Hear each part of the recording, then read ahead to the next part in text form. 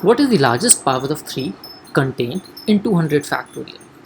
So with this question, my intention is once again to rehearse the method of prime factorization of any factorial number. Here we have to find out the power of 3 in 200 factorial. So let's quickly understand how to do it. So the usual representation of it in terms of a formula is represented in this way. For example, if we have 200 factorial and if we have to find out the power of 3 in it, then it is represented in this way: 200 divided by 3, the greatest integer function. The greatest integer function means the biggest integer that is less than or equal to this number, plus 200 divided by 3 square plus 200 divided by 3 cube, and so on. It keeps going on and on. Now, to simplify this thing, now there is another way that we can use, and we can comfortably find out the power of any prime number in any factorial, right? So the power of 3, this is very mathematical representation.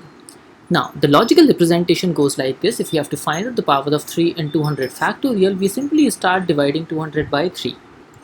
Now when we divide 200 by 3, let's quickly see how many times does it divide.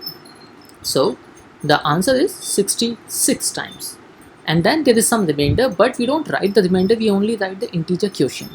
The 66 basically tells us that there are 66 numbers from 1 to 200 which are multiples of 3. So each number can give us at least one power of 3. So we have 66 powers to count in the first step. We further divide it by 3, and that this 3 can divide the 66 22 times. So that means that there are 22 numbers which are divisible by 3 square from 1 to 200.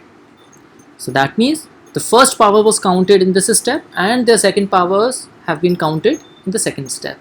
Now some of them may have the third power of 3 as well, and there are 7 such numbers, so their third power will be counted in this step. We can further divide it by 2, so it goes 2 times.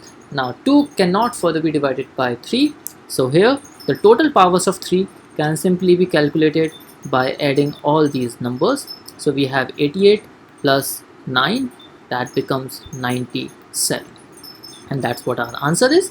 If we had used this previous representation, once again this had given us exactly the same thing. The first part is equivalent to 66, the second part would be equivalent to 22, the third part would be equivalent to 7, fourth part would be equivalent to 2, and the fifth part will be equal to 0, and so on. So once again the sum of all these numbers would have been the same answer, but this is just more logical, more technical, so I always recommend the second one over the first one.